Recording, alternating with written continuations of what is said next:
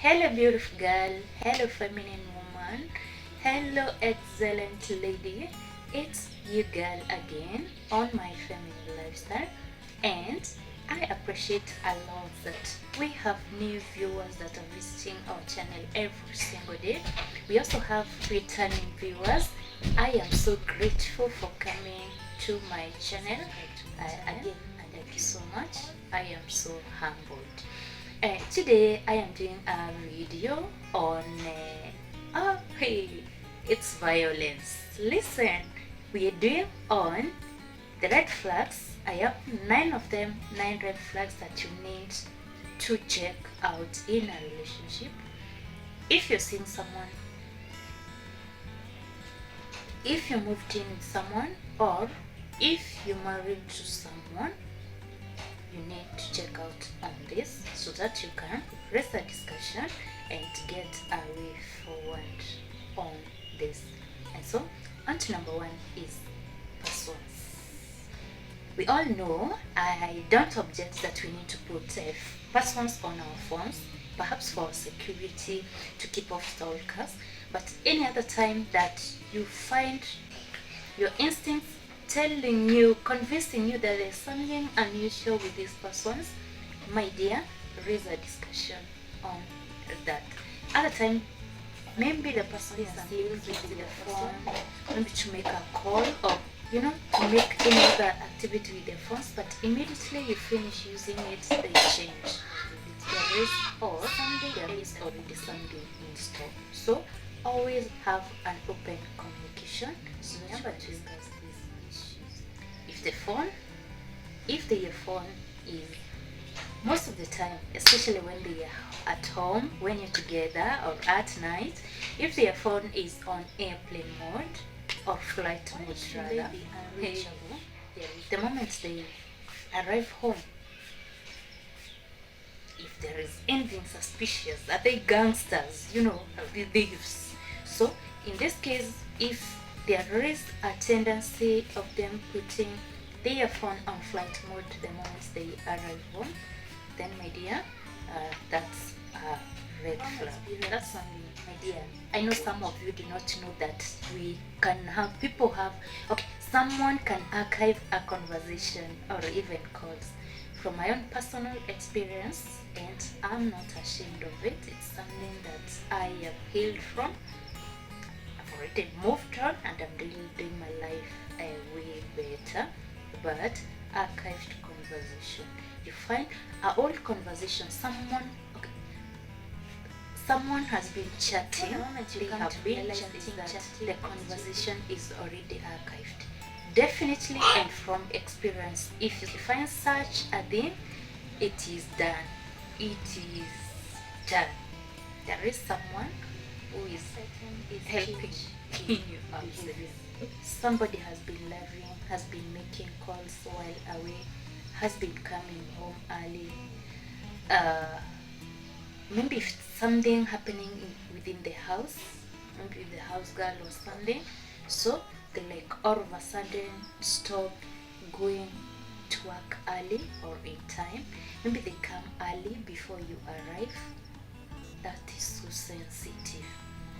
From what I observed in my previous relationship, is I had a newborn baby, behaving all of a sudden. He stopped coming home early, and anytime it would come to around 9 p.m., they would always leave our WhatsApp texts indicating that they will be late, they are in a meeting, such excuses. But the moment they come home, they would be so less concerned that I had 2 babies, one school going and a newborn, and I literally used to wake up and prepare all of them while he is not concerned. So from my own personal experience, that is something to watch on. Change in behavior. The moment people stop treating you the way they used to, or the moment they know that you are supposed to be treated, then you need to think about that. Your instincts will always try to convince you that something is not okay. The moment that happens, this means that there is kind of anxiety. You're always anxious that there's something happening.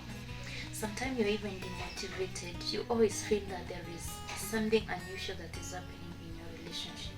So your instincts, by the way, the instincts are always right. So the moment you start getting the conviction that there is something happening in your relationship, the moment you start having the conviction that there is another person in the equation, my dear, there is a possibility that your instincts are right. Maybe it's not here at the moment, but someday in due time will come to unfold, and that's when you'll come to confirm that yes, it's so dangerous. The next one is fear of commitment. A person who doesn't want to visit your parents, a person who doesn't want to officiate your relationship, they'll always, by the way, do not be deceived. They will always introduce you to their friends because they know him. You know, if you're a girl, the guy will always introduce you to his friends. In Swahili, mabeshte zake, because those friends already know that this guy maybe is not serious or is serious with you. Maybe they know that this guy has another girl. Maybe they even know the main chick. Maybe no visiting parents, no introduction to the immediate family.